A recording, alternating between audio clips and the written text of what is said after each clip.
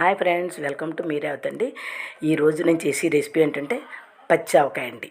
చాలా చూసారు ఎంత బాగుందోను. అమ్మమ్మల కాలం నాటి వాళ్ళు అప్పటి నుంచి ఎలా చేశారో ఆ లెక్కలో నేను ఎప్పుడు చేస్తూ ఉంటాను. ఈరోజు కూడా అలాగే చేశానండి. 12 మామిడికాయలు తీసుకున్నాండి. బాగా కడిగి వాష్ చేసి అవి ముక్కలు కొట్టి తెచ్చి వాటి లేయర్లు అవి తీసామండి. మళ్ళీ క్లాత్ పెట్టి తుడిచేసి వాటిని కొలుచుకున్నాం. వెడల్పాటి గిన్నె తీసుకున్నాము. ఆ గిన్నెతోటి 5 గిన్నెలు వేయండి ముక్కలు మనకి.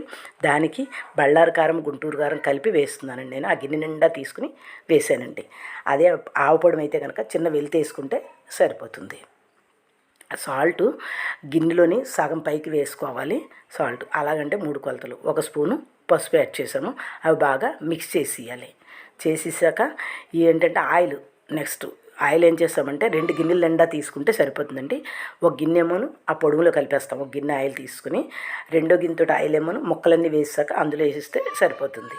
అలాగా బాగాను ఆయిల్తో పాటు మిక్స్ చేసుకుని ఈ ముక్కలు కొద్దిగా కలుపుకుంటూ అలాగా మనం బకెట్ తీసుకున్నానండి. బకెట్లో వేసాను, ఎందుకంటే మనం కలుపుకుంది ఫ్రీగా ఉంటుందని చెప్పేసి. వెల్లుల్లిపాయలండి ఒక 3 పిడికిళ్ళు తీసుకుని ఒలిచినవి తీసుకుని ఎండలో పెట్టి అప్పుడు ఇందులో యాడ్ చేయాలి. చేస్తే కనుక బాగుంటుంది, సరిపోతాయి కూడా. అలాగ అన్నీ కూడా కలిపేసేసాము, బకెట్లోకి వేస్తాం. చూసారా, ఇంక ఈ ఆవకాయ వచ్చిందంటే ఎండావకాయ, పచ్చి ఆవకాయ అలా రకరకాలు చేసుకుంటూ ఉంటాము.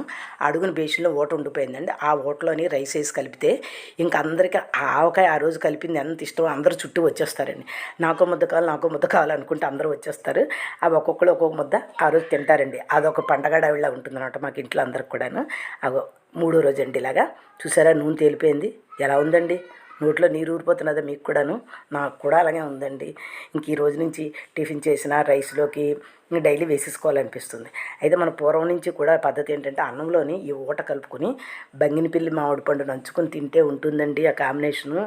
అప్పటి నుంచి అమ్మమ్మల కాలం నుంచి కూడా నాకు అది అలవాటు అనమాట. అలాగా కలుపుకొని తింటే చాలా టేస్ట్గా ఉంటుందండి.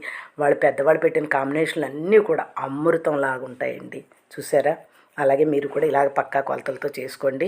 చూసిన వారందరూ కూడా సబ్స్క్రైబ్ చేయండి. బాగుందా పచ్చి ఆవకాయ? ఇంకెందుకు ఆలస్యం, చేసుకోండి, తినండి. అందరికీ నమస్తే అండి.